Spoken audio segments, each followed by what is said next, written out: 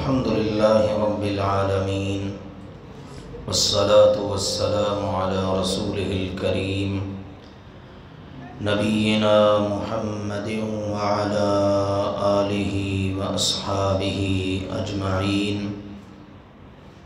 أما بعد سورة المائدہ کے بعد قرآن مجید میں سورۃ الانعام ہے۔ انعام چوپایوں کو کہا جاتا ہے۔ اللہ تعالیٰ نے اس سورت میں چوپایوں کا ذکر کیا اور ان کے متعلق جو عرب کے توہمات تھے حلال اور حرام کے متعلق اس کو ذکر کیا۔ کون سے جانور حلال ہیں اور کون سے حرام۔ خود سے انہوں نے بہت سارے جانوروں کو حلال اور حرام ٹھہرا رکھا تھا، تقسیم کر رکھی تھی۔ یہ والے جانور مردوں کے لیے حلال ہیں، عورتوں کے لیے حرام ہیں۔ یہ والے جانور یہ اللہ کے لیے ہیں اور یہ والے جانور ہمارے بتوں کے لیے ہیں۔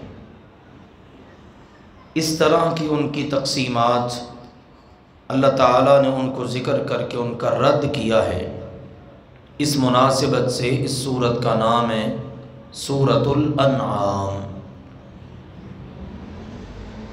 مین موضوع اس سورت کا ہے عقیدہ توحید کا اثبات اور شرک کا رد۔ اس کے ساتھ ساتھ نبی اکرم صلی اللہ علیہ وآلہ وسلم کی نبوت اور رسالت کا ذکر اور آپ کی نبوت و رسالت پر مشرکین کے جو اعتراضات تھے ان کو ذکر کر کے ان کا رد۔ اسی طرح ایک موضوع ہے عقیدہ آخرت، اور یہ تینوں عقائد مکی صورتوں میں زیادہ تر ملتے ہیں۔ یہ سورہ مبارکہ اس کے موضوعات سے یہ پتہ چلتا ہے کہ مکی دور کے تقریباً آخر میں جا کر یہ نازل ہوئی ہے کہ جب نبی اکرم صلی اللہ علیہ وآلہ وسلم کو دعوت دیتے ہوئے تقریباً کوئی 12 سال کا عرصہ گزر چکا تھا۔ مکہ میں بھی اور مکہ کے گرد و نواح میں بہت سارے لوگ اسلام کو قبول کر چکے تھے، لیکن ایک پوری جماعت اور جمعیت کی شکل اختیار نہیں کر پا رہے تھے، کیونکہ جو بھی مسلمان ہوتا اس کو پھر ظلم و ستم کا سامنا کرنا پڑتا۔ مکہ کے لوگ اور خود اس مسلمان ہونے والی کی قوم کے لوگ اس پر ظلم ڈھاتے۔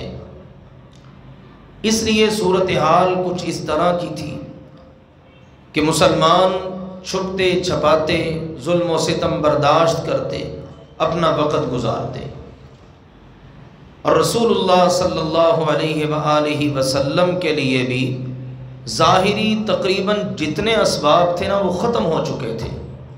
آپ کے چچا وفات پا گئے، آپ کی زوجہ محترمہ سیدہ خدیجہ وفات پا چکی تھی۔ یہ جو بنیادی طور پر ظاہری جو سہارے تھے نا وہ سب کے سب ختم ہو چکے تھے۔ تو ایسے حالات میں اللہ سبحانہ و تعالیٰ نے یہ سورہ مبارکہ نازل فرمائی۔ سیدنا عبداللہ بن عباس رضی اللہ عنہما کا کہنا ہے اللہ تعالیٰ نے یہ سورت جب نازل فرمائی تو یک بارگی نازل فرما دی، اور آپ نے اسی رات پوری کی پوری سورت قلم بند کروا دی۔ کاتبین وحی صحابہ کو بلایا اور ان کو یہ پوری سورت سنائی۔ رات میں ہی ساری سورت تحریر کر دی گئی۔ اللہ کے نبی صلی اللہ علیہ وسلم کی ایک صحابیہ ان کا بیان ہے کہ جس وقت یہ سورت نازل ہو رہی تھی نا تو اللہ کے نبی صلی اللہ علیہ وسلم اونٹنی پر سوار تھے اور میں نے اونٹنی کی مہار پکڑ رکھی تھی۔ اور اونٹنی میں سے اس طرح آوازیں آ رہی تھیں وحی کے نزول کے وقت، معلوم یہ ہو رہا تھا کہ ابھی اس کی ہڈیاں چورا چورا ہو جائیں گی۔ اس طرح سے وحی کا بوجھ ہوا کرتا تھا کہ سخت سردی کے موسم میں بھی ہمارے پیارے نبی کریم صلی اللہ علیہ وآلہ وسلم کو پسینہ آ جاتا۔ تو یہ سورہ مبارکہ اللہ تعالیٰ نے نازل فرمائی اور اس کی وحی کی یہ کیفیات ہیں۔ اس میں ابتدا سے ہی الحمدللہ الذی خلق السماوات والارض وجعل الظلمات والنور، تمام تعریفیں اس اللہ کے لیے جس نے آسمان بنائے، جس نے زمین بنائی، اندھیرے بنائے، روشنی بنائی۔ اس سب کے باوجود بھی کافر اس اللہ کا اوروں کو شریک بناتے ہیں۔ پھر اللہ نے یہ بتایا تمہیں اللہ نے مٹی سے پیدا کیا، پھر اللہ نے تمہارے لیے ایک مدت مقرر کر دی، مرنے کے بعد تم سب پلٹ کے اسی اللہ کے پاس جاتے ہو، پھر وہ اللہ ہی ہے جس نے تمہارا حساب لینا ہے۔ تم اللہ کے بارے میں شک کرتے ہو، بھلے اس ذات کے بارے میں شک کرتے ہو جس نے سارا جہان بنایا، یہ رات بنائی، یہ دن بنایا، اور وہ تو وہ ہے جو سب کو کھلاتا ہے، خود نہیں کھاتا، اور وہ ہے جو ہر نفع کا مالک، نقصان کا مالک۔ اگر وہ کسی کا نقصان کرنا چاہے ساری کائنات مل کر اس نقصان کو دور نہیں کر سکتی، اگر وہ کسی کا نفع کرنا چاہے ساری کائنات مل کر اس نفع کو ہٹا نہیں سکتی۔ ایون کہ رسول اکرم صلی اللہ علیہ وسلم کی ذات پاک کے بارے میں بھی اللہ نے اس صورت میں واضح طور پر یہ بات ارشاد فرمائی، میرے پیغمبر اگر آپ کا بھی اللہ نقصان کرنا چاہے تو اس نقصان کو اللہ کے علاوہ کوئی ٹال نہیں سکتا، اگر آپ کا اللہ فائدہ کرنا چاہے تو سارے مل کر اس فائدے کو روک نہیں سکتے۔ اس طرح اللہ تعالیٰ نے دلائل کے ساتھ یہ باتیں ارشاد فرمائی اور یہ بات بھی سمجھائی کہ روح زمین پر کوئی جاندار ایسا نہیں ہے جس کا رزق اللہ کے ذمہ نہ ہو۔ پھر اس کے ساتھ ساتھ رسول اکرم صلی اللہ علیہ وسلم کی نبوت اور رسالت کے دلائل ہیں۔ وہ انکار کرتے اور کہتے تھے کہ بھلا ایک ہمارے جیسے انسان کے اوپر اللہ تعالیٰ نے وحی اتار دی، یہ کیسے ہو سکتا ہے؟ اللہ نے کہا اگر زمین پر فرشتے آباد ہوتے نا تو اللہ آسمان سے فرشتے کو ہی اپنا رسول بنا کے بھیجتا، لیکن زمین پر کون آباد ہیں؟ انسان۔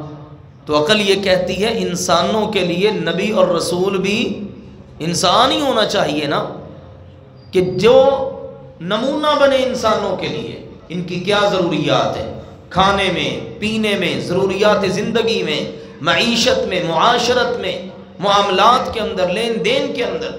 تو اللہ تعالیٰ نے یہ عقلی دلائل بھی ساتھ ساتھ ارشاد فرمائے۔ پھر دیکھیے جب رسول اللہ صلی اللہ علیہ وسلم دعوت دیتے نا تو مکہ والے انکار کرتے۔ آپ کی شدید خواہش تھی کہ یہ کسی طرح مان جائیں، حتیٰ کہ بعض اوقات انہوں نے مطالبہ کیا فلاں معجزہ دکھائیں ہم مان جائیں گے۔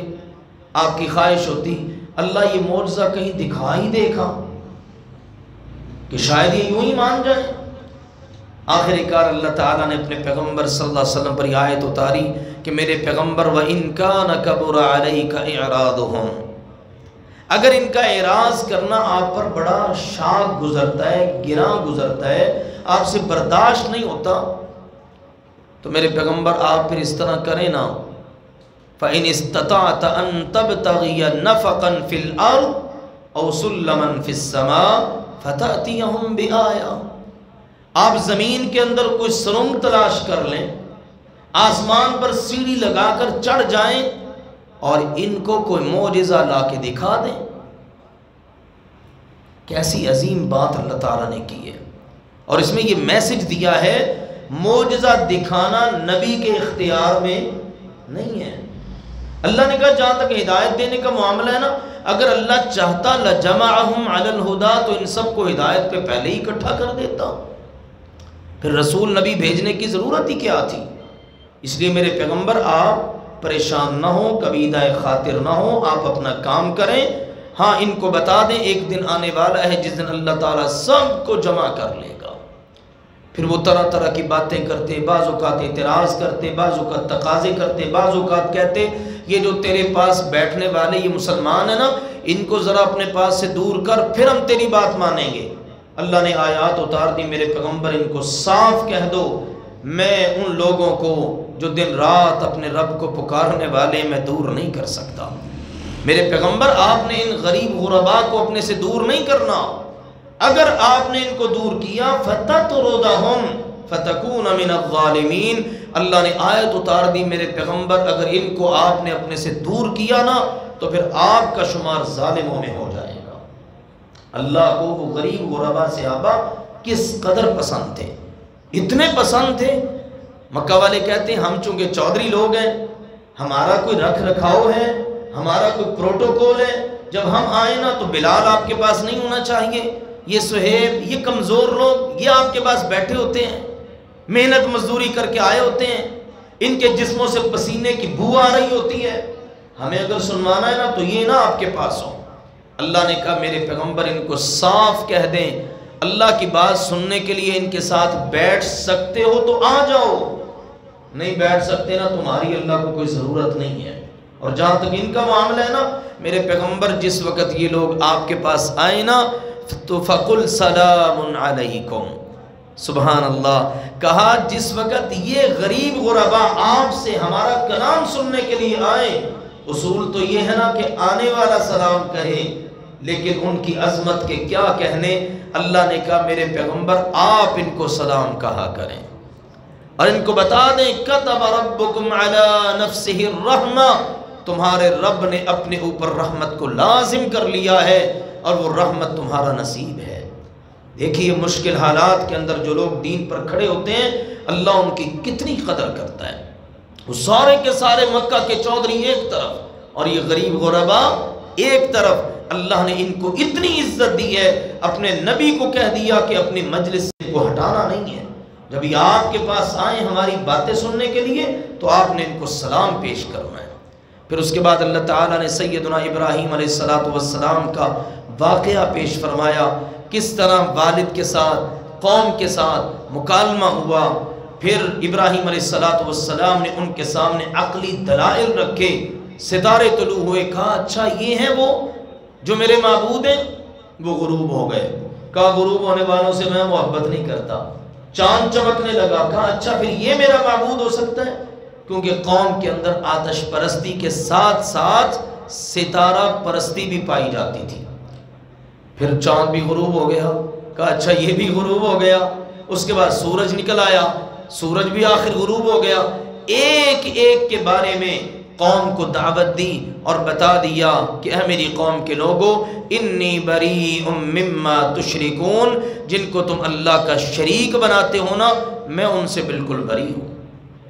قوم نے ڈرایا یہ تیرا نقصان کر دیں گے، یہ تیرا وہ کر دیں گے، وہ کر دیں گے، کہا میرا کوئی بھی کچھ نہیں کر سکتا۔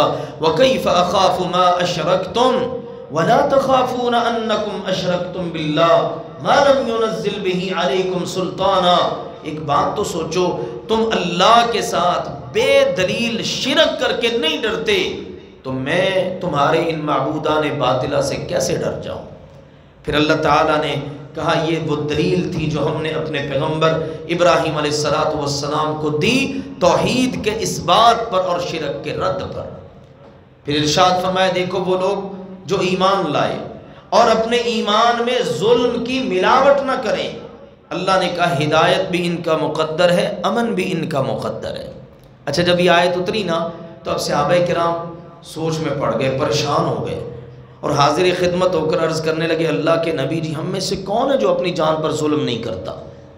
اللہ نے تو کہا جو ایمان لا کر ظلم نہ کریں امن ان کا مقدر ہے، ہدایت یافتہ وہ ہیں، تو من منا لا یظلم نفسہ، دن رات ہم اپنی جانوں پر ظلم ڈھاتے ہیں گناہ کر کے۔ تو آپ نے فرمایا میرے صحابہ اس ظلم سے مراد وہ نہیں ہے جو تم نے لیا ہے، بلکہ اس سے مراد وہ ظلم ہے جو لقمان علیہ السلام نے اپنے بیٹے کو بتایا تھا، یا بنی لا تشرک باللہ ان الشرک لظلم عظیم۔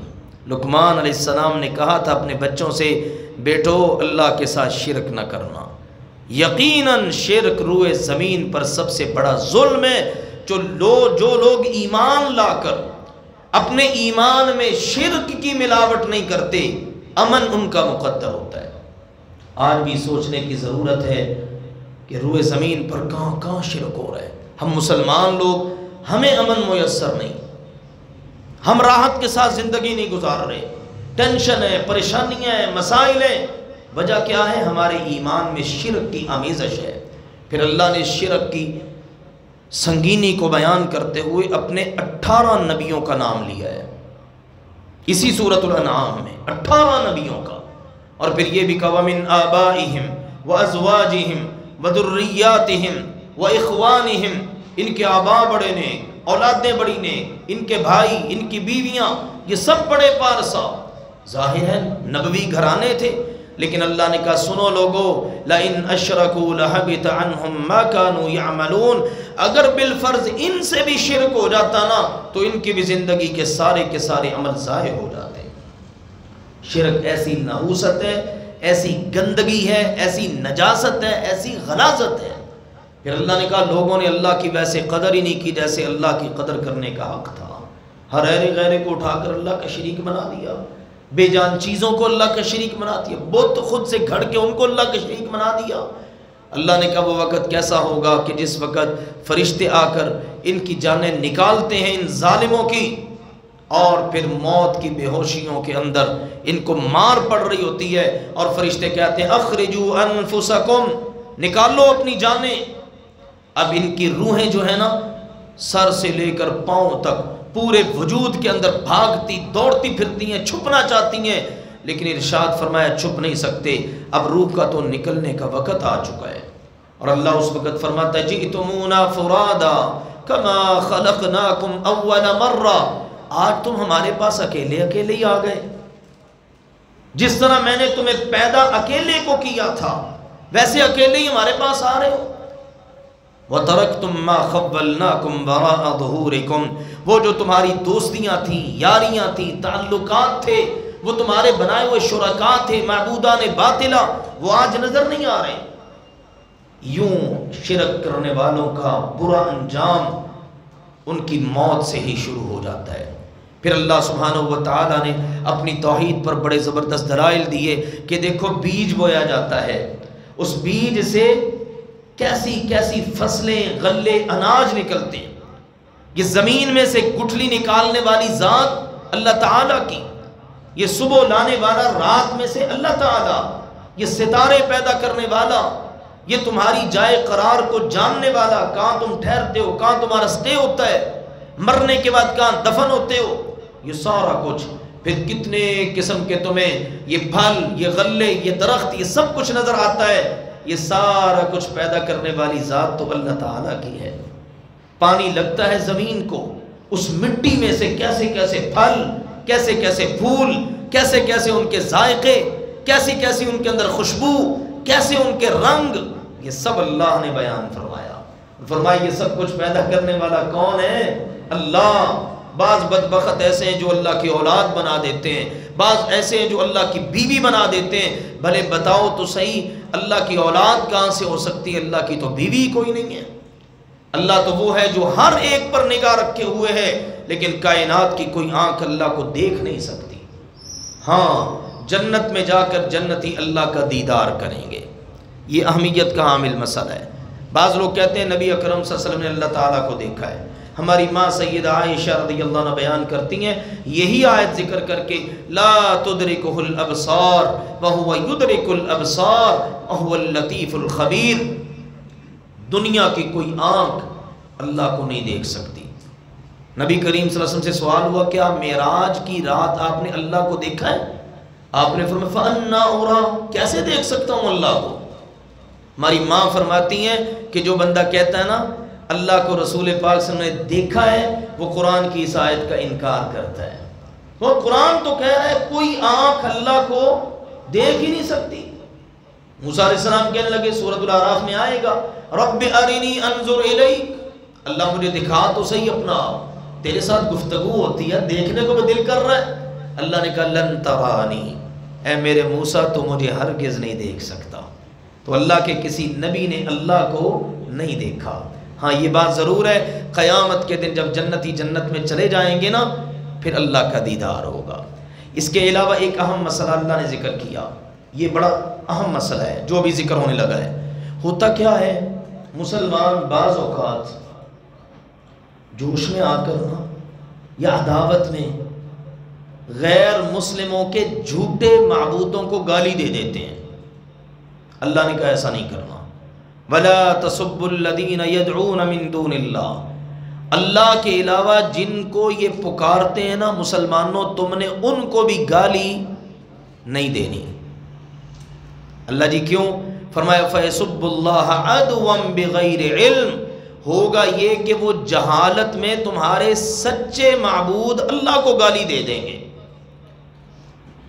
کیسی اہم بات ہے، ہم نے ان کے کسی بت کو، ان کے کسی جھوٹے معبود کو گالی نہیں دینی تاکہ وہ دشمنی میں بغیر علم کے اللہ کو گالی نہ دیں۔ ہاں ان کو سمجھائیں، مجموعی طور پر بات کریں، ان کے سامنے دلائل رکھیں، قرآن پڑھ کر سنائیں، لیکن جس وقت گالی دی جاتی ہے معبودان باطلہ کو، پھر ان کی پوجا کرنے والے سچے اللہ کو گالی دے دیتے ہیں۔ ہمارے معاشرے میں بھی ایسی بہت ساری مثالیں ملتی ہیں، تو اس لیے ان چیزوں سے بچنا چاہیے۔ پھر ایک اور مسئلہ تھا، وہ کہتے تھے تم کہتے ہو کہ مرنا ہے، مرنے کے بعد زندہ ہونا ہے، تو جو ہم سے پہلے مر چکے ان کو زندہ کر کے دکھاؤ نا۔ اللہ نے کہا اگر ہم ایسا بھی کر دیں نا تو نہ ماننے والوں نے کبھی ماننا ہی نہیں ہے، یہ نہیں کبھی بھی مانیں گے۔ مطالبے کرنے والے بھلے کبھی مانتے ہیں، ایک مطالبہ پورا ہو جائے وہ اگلا مطالبہ رکھ دیتے ہیں، وہ پورا ہو جائے وہ اگلا رکھ دیتے ہیں، تو جو ماننے والے ہوتے ہیں نا وہ کبھی مطالبے نہیں کرتے۔ یہ بھی اللہ سبحانہ و تعالیٰ نے یہاں پر اس سورہ مبارکہ میں یہ مسئلہ سمجھا دیا۔ ایک مسئلہ اور تھا، یہ سورہ مبارکہ ایسے ہی مسائل کے حل کے لیے ہے۔ اتنی بڑی تعداد ہے لوگوں کی، تم تھوڑے سے ہو، نبی اکرم صلی اللہ علیہ وسلم کو بھی ایسی باتیں سننا پڑتی، آپ تھوڑے سے ہیں، آپ کے مقابلے میں اتنے لوگ ہیں، کیا وہ سارے گمراہ ہیں؟ اللہ نے کہا میرے پیغمبر ایسی باتوں سے آپ نے کبھی مرعوب نہیں ہونا، پریشان نہیں ہونا۔ اور سنیے وَإِن تُطِعْ أَكْثَرَ مَن فِي الْأَرْضِ يُضِلُّوكَ عَن سَبِيلِ اللَّهِ، اگر آپ زمین میں بسنے والے اکثر لوگوں کی بات ماننا شروع کر دینا تو نتیجہ یہ نکلے گا یہ لوگ آپ کو اللہ کی راہ سے گمراہ کر دیں گے۔ تو کیا معلوم ہوا اکثریت لوگوں کی کیا ہوتی ہے؟ گمراہ۔ اس لیے کبھی ان چیزوں سے مرعوب نہیں ہونا، ہدایت یافتہ ہمیشہ تھوڑے رہے ہیں۔ آپ نبیوں کی ساری ہسٹری دیکھ لینا، سیدنا نوح علیہ السلام کے ساتھ کتنے تھے اور دشمنی میں کرنے والے کتنے تھے، نبی پاک کے ساتھ کھڑے ہونے والے کتنے تھے اور دشمنی کرنے والے کتنے تھے۔ ہمیشہ جب آپ دیکھیں گے نا تو یہی آپ کو ملے گی بات، گمراہ ہمیشہ زیادہ رہے ہیں اور ہدایت یافتہ ہمیشہ کم رہے ہیں۔ لہذا کبھی ان چیزوں سے مرعوب نہیں ہوا کرتے۔ قلت اور کثرت اسلام کے اندر معیار نہیں ہے۔ پھر اسی طرح سے انہوں نے حرام اور حلال بہت ساری چیزوں کو ٹھہرا رکھا تھا، یہ حرام ہے یہ حلال ہے۔ کہتے تھے جس کو تم اپنے ہاتھ سے ذبح کرتے ہو اس کو تو کہتے ہو حلال ہے، اور جو خود بخود مر جائے اللہ اس کو مارتا ہے تم کہتے ہو حرام ہے۔ کیسی عجیب بات ہے۔ اللہ تعالیٰ نے اس کا بھی جواب دیا ہے، در حقیقت مسلمان جس کو اپنے ہاتھ سے ذبح کرتا ہے نا، صرف ذبح کرنے سے ہی نہیں، ذبح کرنے میں جو حکمتیں وہ الگ ہیں۔ مسلمان جب ذبح کرتے وقت اس کے اوپر اللہ کا نام لیتا ہے نا، یہ وہ چیز ہے جس کی وجہ سے وہ جانور حلال ہو جاتا ہے۔ اللہ نے کہا فَكُلُوا مِمَّا ذُكِرَ اسْمُ اللَّهِ عَلَيْهِ، مسلمانوں جس پر تم اللہ کا نام لے کر اس کو ذبح کرو نا اس کو کھاؤ۔ وَلَا تَأْكُلُوا مِمَّا لَمْ يُذْكَرِ اسْمُ اللَّهِ عَلَيْهِ، جس پر ذبح کے وقت اللہ کا نام نہ لیا جا سکے مسلمانوں تم نے اس کو نہیں کھانا۔ اس طرح سے اللہ سبحانہ و تعالیٰ نے اس صورت کے اندر ان معاملات کو حل کیا ہے۔